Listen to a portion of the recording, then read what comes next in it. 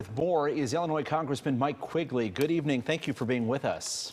Good evening. Thank you. Your fellow Democrats were briefed by the White House today. What did you learn about those alleged bounties placed on the lives of U.S. forces, as well as the timeline and a possible response from the White House? I think what's most concerning about the timeline is the fact that this was taking place just about the time that the president was really keen on bringing back Russia into the G7 and make it the G8 again. I traveled with President Obama to the G7 when it was in Germany in 2015. There were 8 houses that we used to keep the heads of state. The 8th one was used as a meeting place because President Putin had been kicked out for annexing Crimea. There was a reason for that, and that concerns me.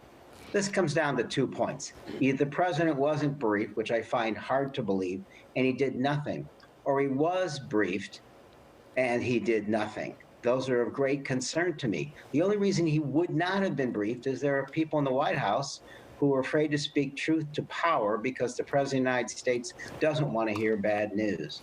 That makes our country less safe. It certainly makes our troops less safe. Congressman Quigley, you heard your colleague, Representative Adam Kinzinger, say, what is the response for the White House? What will be the response for the White House? Regardless of what the response will be, what are lawmakers going to do about this? It seems to be proven that this is happening, that he was briefed back in February about it. Now what? Sure. Chairman Schiff has asked for a full and complete classified briefing to my committee, the House Select Committee on Intelligence. I anticipate that will happen very soon.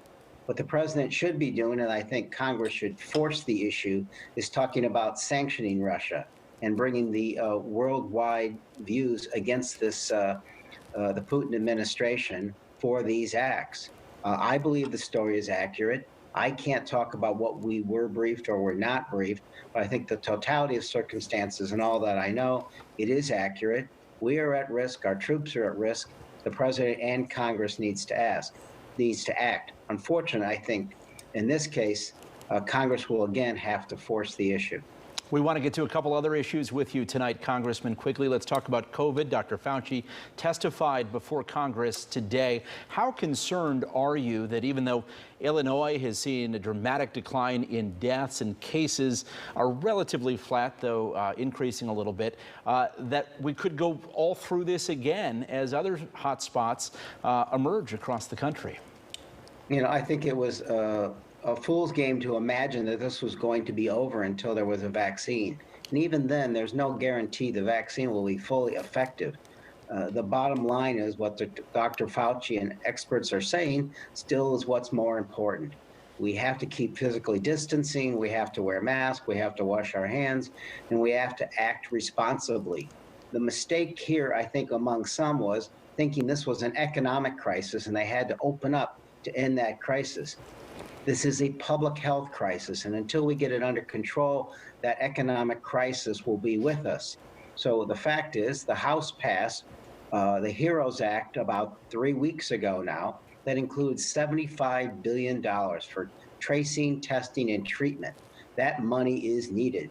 The money that's been allocated so far to help those under economic peril because of the virus is going to run out. So we need to act on both. We have to do it on a bipartisan, bicameral basis. Congressman, a lot of people are saying that this pandemic has become political. How can a health pandemic become political? Because people have a disregard for science. Look, there's no other person to look to as a leader of the country. This is about a time of leadership. It shouldn't have been a time when we began this crisis, when the President of the United States said it was a hoax.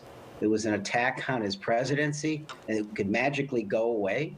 I walked into one of the first briefings in the Congressional Auditorium with the CDC, and they were handing out flyers that told us exactly what I just said, right? What we have to do. And as I was walking in, CNN was reporting the president was saying just what I said. If you get sick, you could probably go to work, and you can certainly fly. So we began at the wrong spot. So it became political at the beginning. It doesn't have to continue that way. We can act together and act responsibly. There should have been a coordinated effort across the country with the realization that the virus isn't partisan. The virus is coming after you if you act irresponsibly. Congressman Mike Quigley, Democrat from Chicago, we appreciate your time tonight.